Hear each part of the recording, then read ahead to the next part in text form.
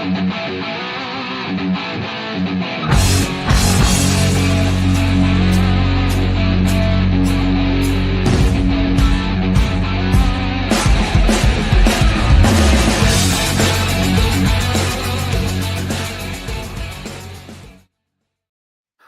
and welcome to the Pirates Fan Forum here on DK Pittsburgh Sports Podcast Network. I'm your host, Gary Morgan. With me, as always, Jim Stam. I'm not even going to let him do a whole preamble yet because returning to the show is our friend, Travis Snider of 3A Athletics. And we were supposed to have Seth, but because I, who run international business on a day-to-day basis in my real life, didn't communicate well about Pacific time versus East Coast time. So, I think if we check the receipts, you actually communicated. This was on me, so I apologize. Seth wasn't able to join us, but I'll take ownership for that one. Nah, bro, the host has to own it. That's the way it has to be. So, all right, we are going to just pepper Travis with questions, and you guys are all going to get a break from talking about a 6-game losing streak you don't want to hear anything else about anyway, right? Come on now. And if you don't know Travis, shame on you for 6 weeks, for real. The guy was a former Pirate, former number 1 overall pick. His 244 career average would probably have him in the All-Star game nowadays, I would say. Welcome to the show, Travis. Thank you. I was at the Pirates Mariners game on Saturday, and I was looking at the stat lines up there, and I recognize what you just mentioned. My career stats don't look too bad now that the pitching has really passed up the hitting in terms of development. Right. Funny how that happens. So now, Jim, this is your turn because, Jim, the reason that Travis is back on is, he's an interesting baseball guest. Of course, we wanted to talk to him. Sure. But you're going through it right now with the coaching and being a parent of a kid in sports. And who else would we want to have on? Man, like sometimes things line up right in your life. And we've been going through it in this household the last week or two with our little guy with the ups and downs, and took a fastball to the eye, and he's a little gun shy right now, and his confidence is a little shook, and dad's coach and dad's parent, and feeling a little lightly equipped to deal with all that. And so I Travis, like, I just want to say I appreciate you sitting down and talking to us about it, me and anybody else who's tuning in, because I do think you guys have hit like a real nerve like anymore in sports with the youth sports and the pressures that come along with that. And so first of all, I hear things are going well for you guys in this segment. And do you want to tell us a little bit about any of since you started, the growth that you guys have had, and what your main mission and goal is to anybody that may not have been with us the last time you were on the show? Yeah, so last time we had our Parent Guidebook Hero, which is still available on our website through Amazon and our premium content membership. We have the Coach's Revolution, which is a very similar layout and exercise-based interactive guidebook. And then we created the Athlete's Journal last year, which I think I got to talk to you guys a little bit about that. And then what we've really focused on is trying to build video workshops around the pain points you just identified. One of them is daddy ball, right? We're daddy ball. We're the dads who coach. There's moms out there that coach. It's a very difficult role to hold both dad and coach at the same time. It creates a lot of tension within the household. So like that, the car ride, umpires, referees, we're really trying to tap into the pain points that we as parents and coaches are experiencing in youth sports, and help give different perspectives and different actionable tips for parents to be able to walk away from these video workshops, which are included in our premium content membership, to be able to have a sense that they can go, and we're working on building a community within our website. It's a future part of what we're trying to build there, so that there's more of a collaborative and community experience. But for now, it's really just trying to identify within a 20 to 30 minute segment, how can we break down these experiences that we're going to have with our kids through the youth sports experience, and help come alongside parents and recognize and admit that Seth and I are going through this too, right? The same way you're struggling at times with your role as a dad and a coach, and your kid gets hit, or your kid isn't playing very much or isn't playing very well. These are all realistic experiences that we're going to go through.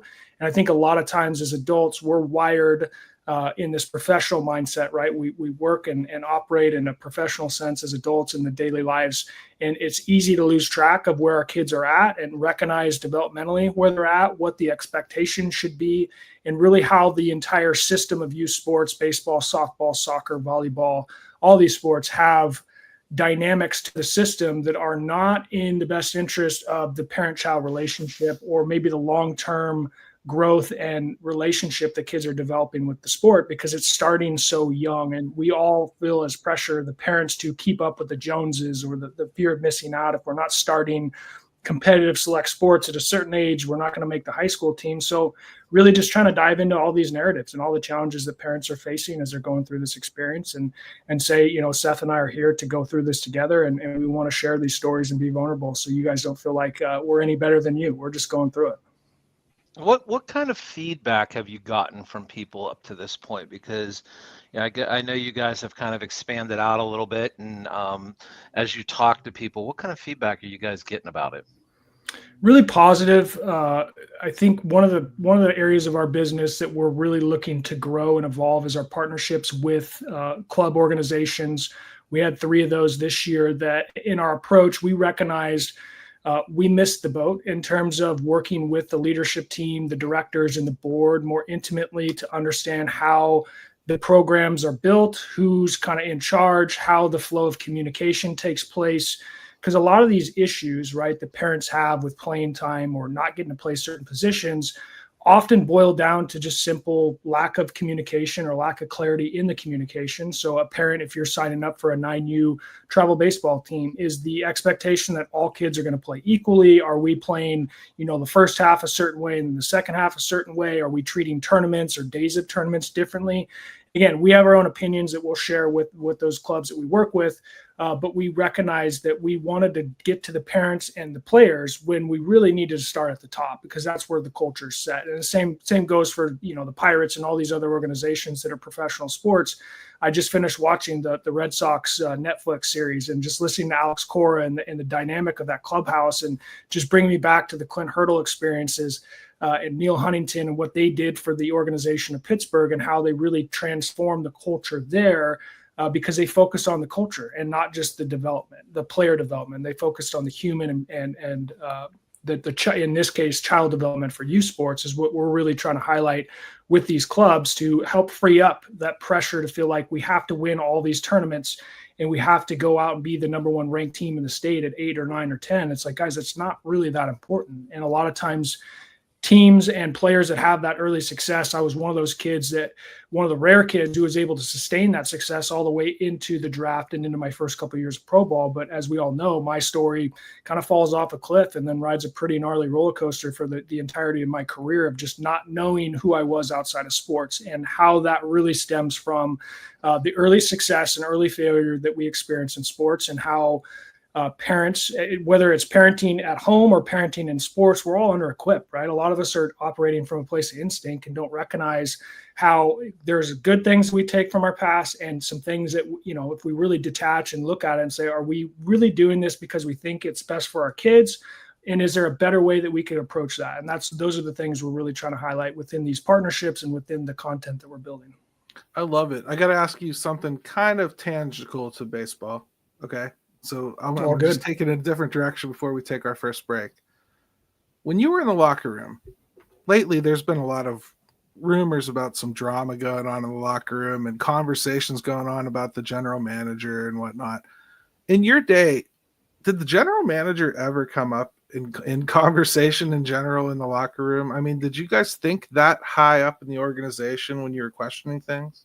Absolutely. And I think that was, even as great of a job as Neil and Clint in the front office did in terms of acquiring players and really trying to focus on, mental skills and support for players and their families. They did a lot of really great things. But you had guys, who came up through the system who had a completely different experience than I did, right, as somebody who got traded at the major league level. And as you look at the organization as a whole, you have, with the Pirates, you got some players that have come through the system. You have players that have come from other teams, and that creates different dynamics. And so everybody's experience is a little bit different unless you just came up through the system with that same group of guys. place, which I know there's a few of those within the roster now.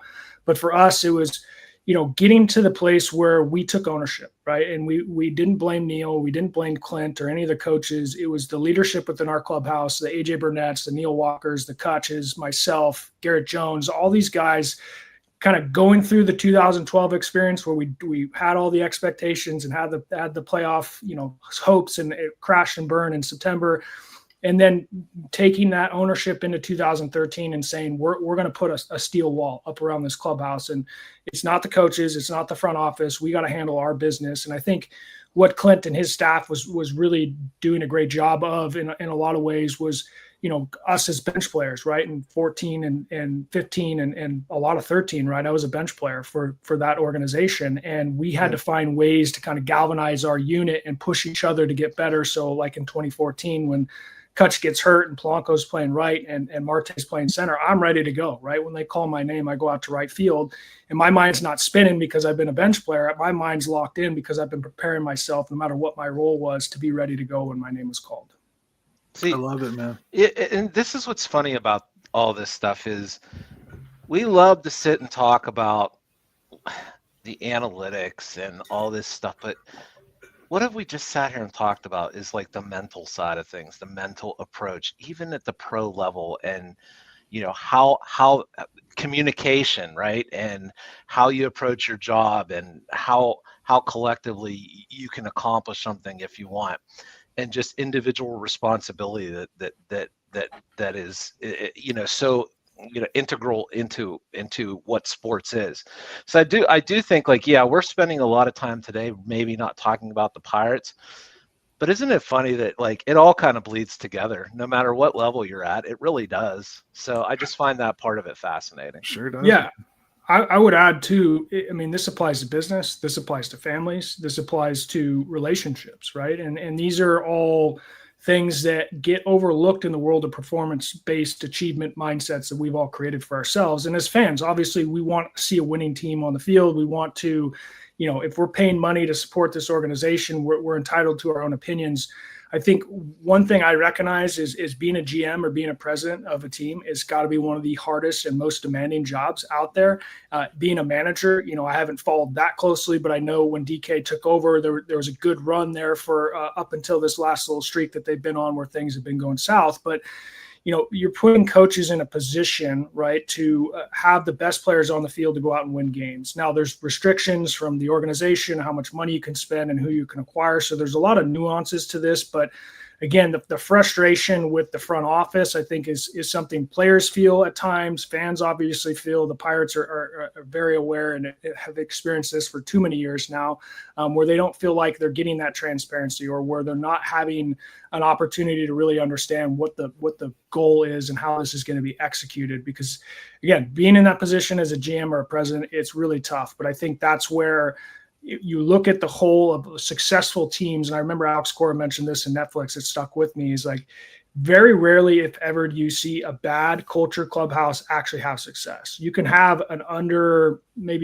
underdeveloped or less talented roster that has a great energy field or culture that actually goes out and overachieves. And I think that's something that's talked a lot about. We talk about branding versus culture, especially with the clubs that we partner with and the future partnerships that we have. It's easy to put stuff up on the wall and say we're about this and say we're about that, but it leads to what are our daily behaviors? How are we actually modeling this behavior for our coaches and for our players within our organization? I think that applies to youth sports the same way it does to professional sports. All right, let's take this quick break here and we'll come back, and it's time to pepper Travis with questions. That's what we're going to do.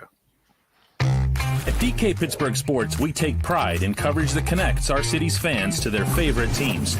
Now, that connection's stronger than ever. Introducing our all-new state-of-the-art app. Find expert inside reporting and original podcasts. Check live box scores. Track the latest stats. Chat it up with our community of thousands of fans, all in one place. The new app from DK Pittsburgh Sports. Coverage that connects.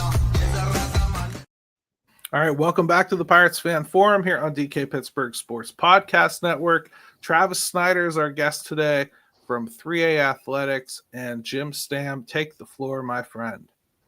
Yeah, Travis, it really wasn't hard for me to get some questions for you right now, being involved in all this stuff with different sports.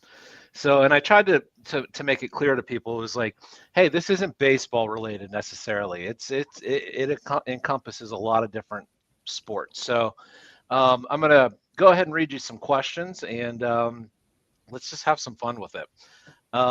This first one is from Rich Bostick in Scott Township, PA. He said, what's the best way or the best way you would suggest to balance your role as a coach and dad in both positive and negative situations, meaning good plays versus mistakes? And what do you think is like the most effective way or tools you might use to balance teaching over like the winning at all cost mentality with, like, when you start getting into like the travel ball and all that stuff? So what are your thoughts? Yeah, I think it's age dependent, right? In my opinion, 7, 8, 9, even 10. We're talking about a developmental phase where the priority of winning is really taken over without recognizing where the kids are at developmentally. And I think it's a very fragile age. And I don't want to use the word fragile like we're trying to raise sunflowers and everything's going to be sunshine and rainbows. That's not how the world works, right? I know a lot of the listeners and Pirate fans are blue collar people, and we're not trying to raise people who are soft. But at the end of the day, if we don't build a strong foundation of identity of who we are outside of the sport, then it's going to be very difficult, like I experienced, to be able to recognize who I am and what I bring to the field every day when I show up. I define myself by my stats or the air or the great play or the top 10 catch or whatever it may be. So my advice to coaches who are also dads or moms is communication, number one. Before the season starts, making sure you have an intentional conversation with your son or daughter about when you're dad or mom and when you're coach, and then how you're going to navigate the in-game or in-practice experience with recognizing how we oftentimes expect more from our kids. And I'm guilty of this at times, where you think your son should act a certain type of way because he's your son and he should know better. But really, he's just another 8-year-old kid on the field with a bunch of 8 and 9-year-old buddies that are developmentally not at a place where they're going to be locked in and just constantly grinding through the drills and the exercises. As much as we want to create that environment to where kids can develop and get better, we have to lead with connection. And I think that's a big, simple term we can use: connection before correction, right? If we're not connecting with our players, whether we're a coach who's a parent or just a coach, we're missing the opportunity to really meet somebody where they're at and maybe get a deeper understanding of something that might have happened during their day before they showed up to the field. Or even the recognition that we have a bunch of kids, in school during baseball season and a lot of sports that then show up to a sports practice later in the day, and they've been in this box, right, for 7-8 hours at school where you got to sit in your chair and you got to do everything a certain type of way.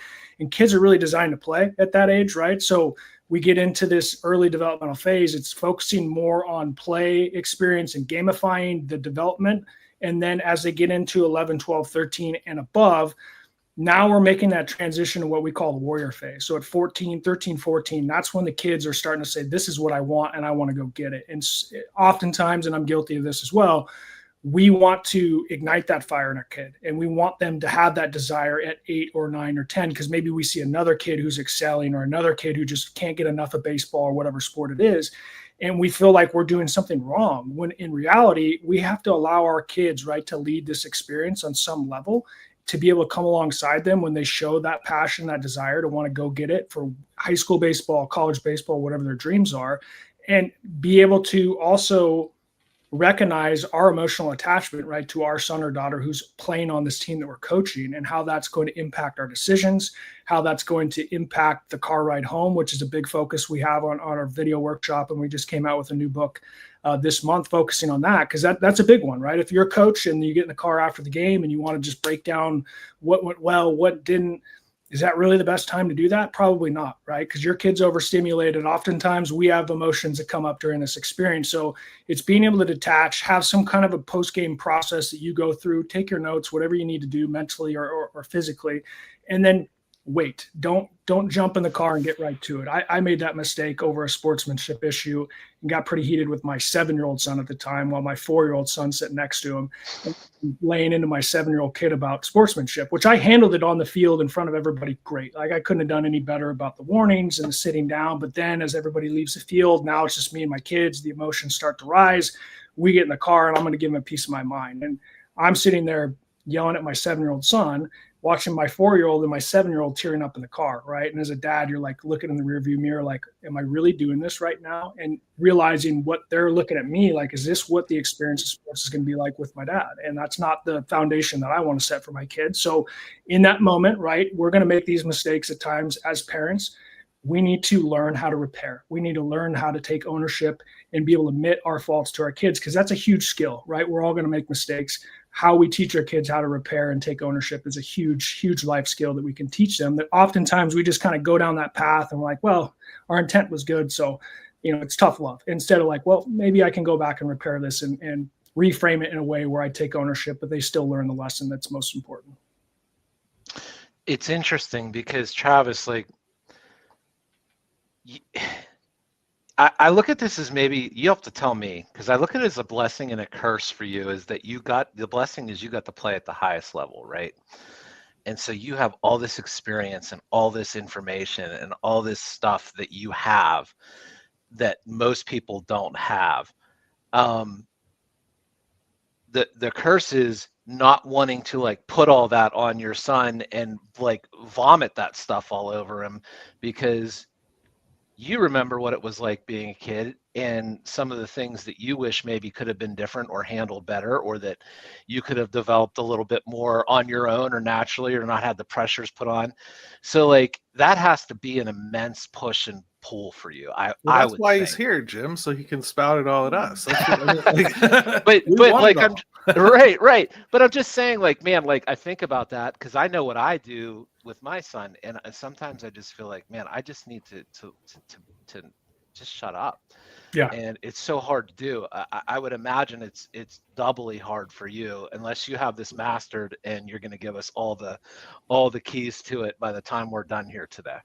I'm still a work in progress, just like everybody who's listening to this thing. And there's no perfection at the end of the road here. For me, working with Seth on a one-on-one life coaching basis as I was transitioning out of my career and talking through the challenges of parenting and parenting in sports before 3A Athletics even was formed, I was lucky to have Seth as a mentor and as a life coach throughout that process to start to shift my perspective, right, of what the experience is like for your young child who wants to go into the backyard and play a sport. And it could be as simple as, a family baseball game. And you have this idea in your mind of how this game is supposed to be played. Here are the rules. Here's how we're going to do it. When at the stage my kids are at, it should be led by them. If they want to run the bases backwards, let them run the bases backwards. If they want to hit cross-handed and switch hit and do all that, let them do that, right? Because they're exploring, they're experiencing these things. And oftentimes we don't recognize our stuff, right? Whether it's unmet needs or it's something that happened to us in our childhood. A good example from somebody who wrote a really cool testimonial was, he was the kid in coach pitch that had to hit off the tee. And that's a really tough thing for a lot of kids and a lot of parents, right? Because, you get 6 pitches or whatever, and then the tee comes out and it feels like this whole embarrassing thing. Well, this dad, after going through Hero, realized, wow, I'm still holding on to that experience that I had, right? And so the first exercise in Hero is titled Remember When. And the whole idea is like, what are your top 5 core memories of playing sports with your parents? And if you don't have those, what are your core memories of school or whatever has an achievement, ability to achieve something and get that recognition like school can do for you? And how is that positively and or negatively impacting the way that you parent your child? And like you said, I didn't have a dad who pushed me. I was dragging my dad out into the front yard to hit me fly balls. He played softball, so I grew up around the softball fields. My dad would get really intense with me in the game, in the dugout. There was a lot of emotional, back and forth stuff that eventually led him to just be the president of the Little League because he recognized, it was just too toxic for us to be in the dugout. And I was a very emotional kid. So it's having these realizations, right, of how my past experiences are impacting the way that I parent now. And then with the understanding that I have a wealth of knowledge from playing professionally for 16 years, that's great.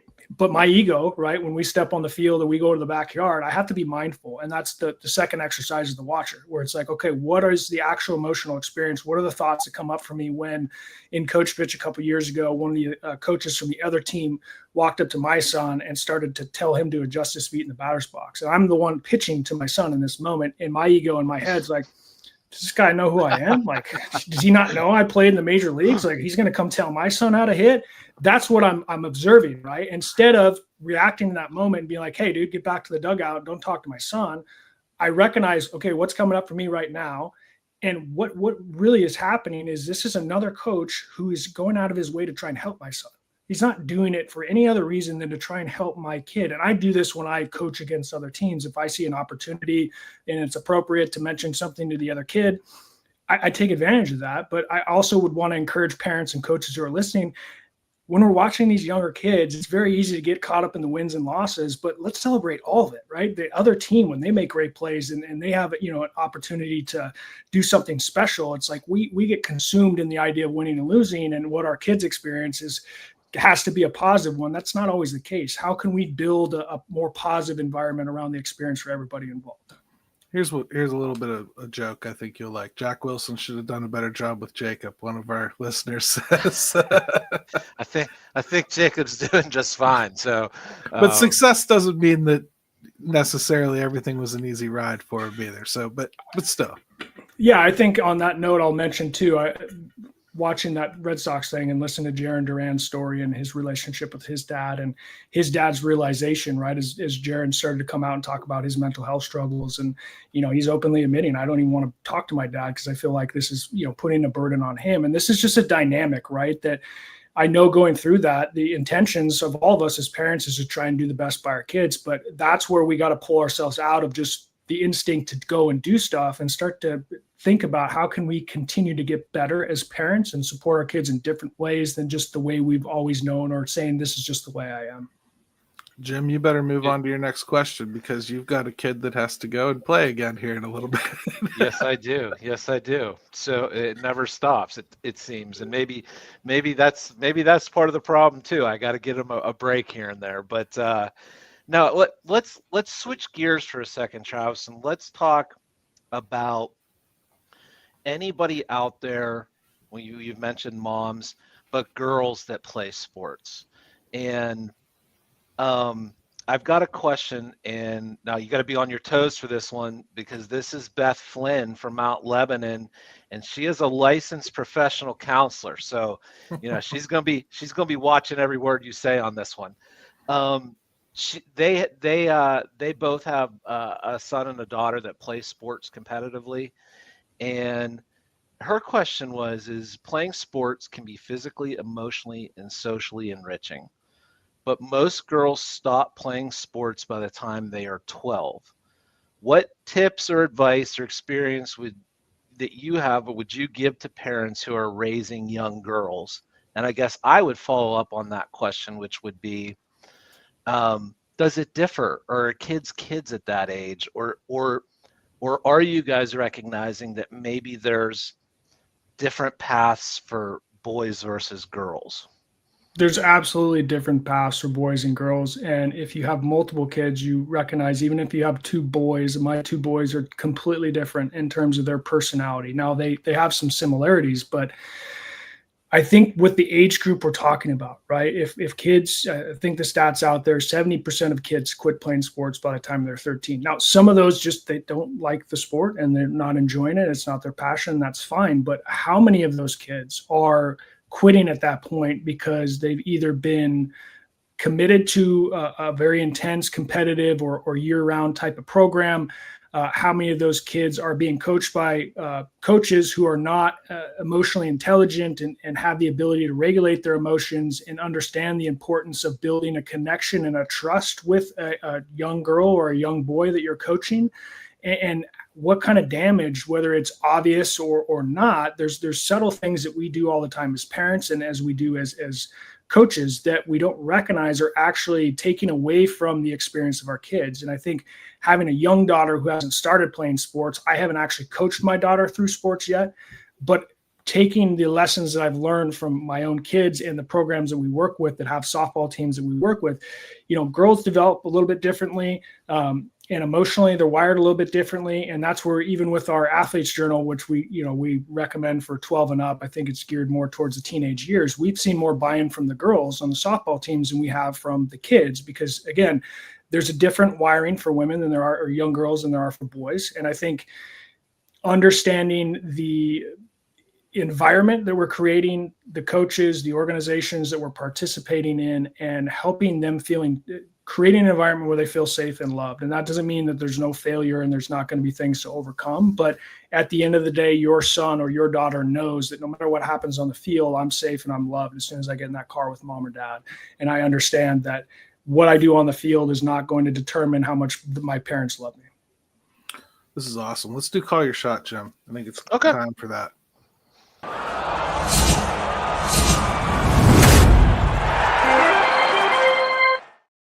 All right, Call Your Shot is brought to you, as always, by our good friends over at shopyins.com. Go check out what they have to offer over there, all the Yinsery goodness. Head over and do the promo code FANFORUM20 and save 20% off of something that you'd like to purchase there. All kinds of cool stuff. If you like to go down the strip district and find unique T-shirts, go to Shop Yins. You'll like it. A lot of and better quality. And tonight's winner, much better quality. Tonight's winner is Pirates Queen Banshee. And she says, I don't have kids, but she has a question about safety equipment and gear. There's been many improvements and developments since she played. What changes have had the biggest positive impact, and what, if any, were unnecessary? I'm thinking about the meme of the grandpa sitting on the porch making fun of the $100 sliding mitt and all the swag that the kids have. I mean, I think first off, helmets have gotten much better. Catcher's gear has gotten much better. And those are meant to protect your brain and your body from the ball. The bats, I think we could argue, in some tournament cases, they use the loaded or juice bats that are the exit velocity is much stronger versus the way they've monitored or changed the certifications for some of the lower levels. Again, I think it's tough to say with baseball and softball specifically. I know there's masks that you can put on the helmet now. We got the face guard option. So I think as a whole, it's transitioning in the right direction. I think you're still, like your son experienced and I experienced coaching 8, 9-year-old boys this year, kids who haven't learned how to catch, they're using a hard ball and they're getting hit in the face. And I think we could confidently say we led the league in getting hit in the face this year, whether it was in a game or in practice. And that's a scary thing for a kid, right? And I think for us as coaches and parents to recognize, not only is it a scary thing to get hit by the ball, it's also a scary thing to fail on the field in front of a bunch of people. And that's not directly related to the safety gear question, but I think that's one thing I want to highlight is, when kids are out there, especially at the younger ages and maybe even the older ages, especially how the competitive identity is really taken over at that stage, you feel like there's something to be gained and something to be lost. And I think that's something as parents and as coaches we have to recognize. The more it feels like that love gain, love lost, the harder it's going to be when things go bad or you eventually walk away or quit or retire from whatever sport you play, and how that's going to impact you. What is it about kids in these damn sliding gloves, Travis? Like, I go into Dick's Sporting Goods to look at bats and batting gloves for my son.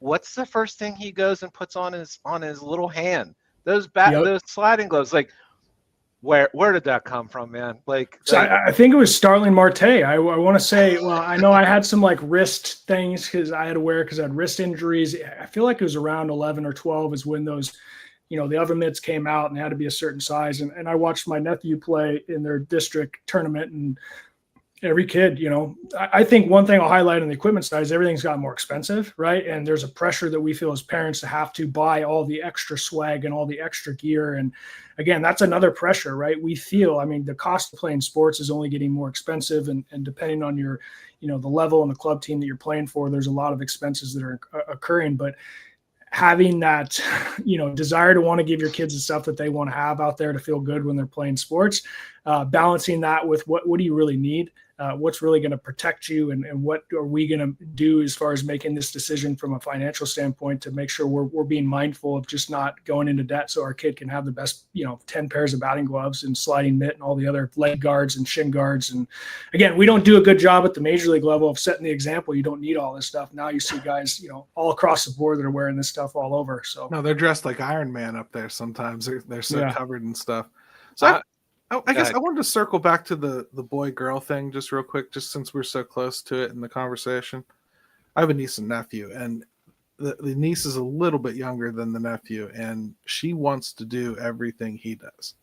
So and this isn't a problem for them because my family, they're fine. But I'm asking you, how would you tell the difference between real interest in trying something and just wanting to do what the brother's doing or the sister's doing you know what I mean? Because some of these things like hockey, it's a pretty major investment, like just to try it. You know what I mean? Yeah, I think anytime you can have an experience without having to make the financial commitment and not put the pressure on yourself to have to sign your kid up for the hockey team and rack up a $2,000 or $3,000 bill for the year because of all the gear, and it might be more than that. I haven't been involved in hockey directly, but I think it's right at 3,000, Travis. I just cut the check about a month ago. So go on. Yeah. So with my three, right? My daughter's the youngest. My second son is like that. He's always trying to keep up with Big Brother, and it's interesting. I think back to Jay-Hay. Jay-Hay was a younger brother, right? And I talked to Jay-Hay about what it was like growing up with, I think, two big brothers, and just seeing now in the dynamic with my two kids how much my younger son is developing quicker in a lot of ways because he sees Big Brother doing something and he's going out there. And I have the conversations with Big Brother. He's like, well, he's only good at this because he's watching me do it and he's trying to do it. I'm like, okay, I understand where you're coming from here. But I think parents shouldn't feel that pressure to have to, especially at these younger ages, to like make that full commitment where it's going to be a significant, financial investment or maybe a burden, right, for some families. But to find ways that you can create the play experience within these different sports. And that could be, getting a hockey stick from the Play It Again Sports or whatever your used sports store is out there in the Pittsburgh area, and finding a way to set it up in your driveway or at the park or at the field or at the school where they have the covered areas and stuff like that. Find different ways to engage in the sport without feeling like you have to commit to the whole organized travel sports experience and go down that path where it becomes a big financial drain and obviously a time and energy drain as well. That's solid. And I mean, also you heard it here. Travis is saying, go ahead and draft Ethan Holiday there at number 1 because the chance he might be better than Jackson. Just try it out. We got to be learning, right? Got to take that next break. We'll come right back. Jim, it's your turn again. At DK Pittsburgh Sports, we take pride in coverage that connects our city's fans to their favorite teams. Now, that connection's stronger than ever. Introducing our all-new state-of-the-art app. Find expert inside reporting and original podcasts. Check live box scores. Track the latest stats. Chat it up with our community of thousands of fans, all in one place. The new app from DK Pittsburgh Sports. Coverage that connects. All right, welcome back to the Pirates Fan Forum here on DK Pittsburgh Sports Podcast Network. Just want to thank again our guest, Travis Snider, former Bucco. Jim, make it a great one. I will try. Here, let's go with, this is the most French I will ever speak, and God, I've been working on this name to make sure I get it right.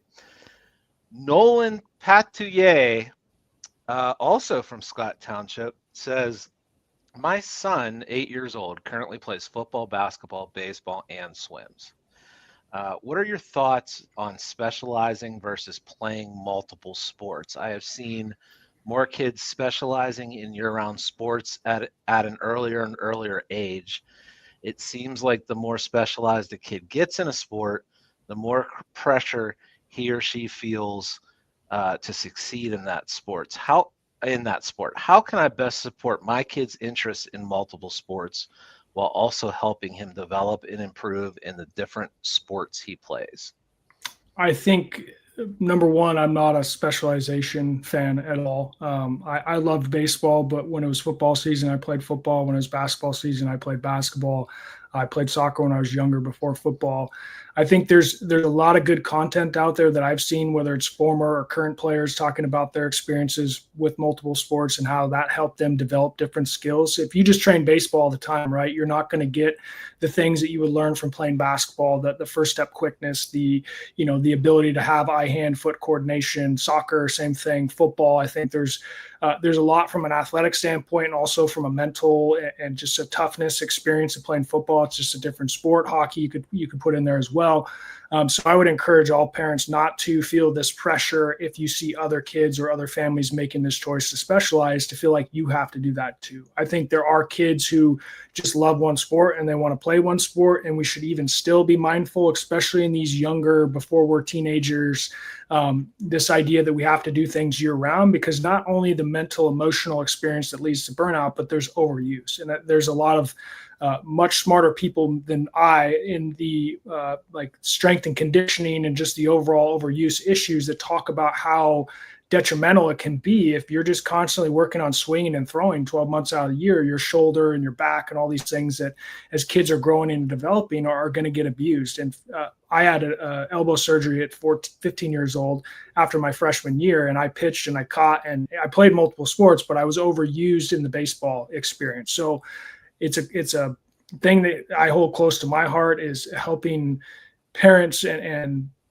people in this space understand that there is a lot more harm than good, in my opinion, that can come from specialization at an early age, and allow your kids to lead that experience. If they want to play multiple sports and you can afford it and you have the time and you have the energy to put into that, great. But also, we just finished shooting a video workshop that will be out here in a couple of months on baseball or sports versus family. And it's like, how do we find this balance in the world? You're talking about, you got to go to your son's game here later today. And I don't know how many sports and all the schedules that you're balancing right now, but I just want to give a shout out to all the parents out there that are grinding and really trying to do this because they want to give their kids the best opportunity. But just take that step back, give yourself some grace, and understand, 8, 9, 10, 11, 12, even 13, 14, right? We're not at the place where scouts are there and your college scholarship's on the line. So just take a breath and give yourself some grace. Let him play then Let him play. Yeah. Just out of curiosity, Travis, you said you had elbow surgery. How old? 15? Yeah. Was it your UCL? No, I had some pretty large bone chips in my elbow. I couldn't extend my elbow fully. It snapped off a piece on a basketball hoop, of all things, messing around being a kid. But I had elbow pain, pretty significant elbow pain for most of my career pitching. But I was one of those, young kids who needed to be protected from himself. And the information wasn't out there for the coaches to really understand, pitch counts, along with what other positions are you playing. I was a catcher and a pitcher, as weird as that is to say. I was a nasty left-handed catcher throughout my little league in 13, 14, 15 years. Love it. But it was too much, right? If I'm pitching and I'm catching, and then eventually my elbow was like, nope, no more. And they told me after surgery that I would never pitch again. And I wish I could call that doctor now and tell him that I did get one inning for the Buccos and I struck out Joey Votto, former NL MVP. No big deal. See, give me his name. I'll and write. If you want to hear that story, listen to the last episode we had with Travis, because we asked him that for sure. Anything that you feel we've missed with Travis, by the way, about the Pirates, go check out that episode. But I'm going to close with this from Ryan Lytle, from a youth league parent coach in a small town south of Pittsburgh in the early 2000s. Thanks for what you're doing, Travis. Wish those resources were available then. So good stuff. I want to say real quickly, I think that's, again, there's an uphill battle for us to continue to find ways to connect with parents where they don't feel like we're parentifying them, but we're really just trying to come alongside them. But the amount of people in my community who are dads of my friends or dads of kids that I went to school with, or maybe a little younger, a little older, that come up to me and say, man, I really wish we had something like this. And I know there's other programs out there like ours that we look forward to building relationships with and building the network around, because, parents are the most underserved in this whole experience of youth sports. And we want to continue to find ways to build the resources and content for parents and coaches to understand what has been normalized now is not necessarily what's in the best interest of your family, your kid, your relationship, all that stuff. Well, thanks so much, man. Give your website a plug, anything to plug that you'd like. And next time we talk to you, it'll probably be because Jim's kid got his teeth knocked out playing hockey, I'd imagine, right? So like hopefully it's not the teeth knocked out, but yeah, I look forward to the next time. Check us out, 3athletics.com, www.3athletics.com. On there, you'll find we have our premium content membership, which is a pay-for membership. We have a free membership, which we send out, one-page PDFs and clips from our video workshops, so parents can still get something without feeling like they have to pay for it. And then check out the books, right? Hero, I mentioned earlier, we came out with a book, The Playbook They Never Gave You, the 10 Principles of Youth Baseball, Soccer, and Softball. Again, our goal is to really focus on baseball and softball, but then be able to expand into the other sports, because we have had tons of people, whether it's hockey, volleyball, football, basketball, that reached out and said, hey, we need something like this for our community or for our program or for our kids. So again, if anybody's out there listening, if you're in charge of an organization, you're interested about learning more, check out our website, send us an email there, and I'd be happy to connect with you and get something going. Love it. Thanks again, Jim. Dude, congratulations, Travis, and we'll catch Seth the next time. But you guys are really providing a service that is needed. I'll just go ahead and apologize straight up and say, when you get a DM from me at like 3 a.m. and I'm asking you something about Ben, it's something I screwed up again, I'll just apologize right now. So just text me, don't DM me, because I'm more likely to respond to the text. So just, you got my number, shoot me a text. I'm happy to help. Perfect, dude. Appreciate it, man. All right, guys. Thanks, Thank everybody. you. Talk to you next week. Let's go, Bucks! Yeah, buddy.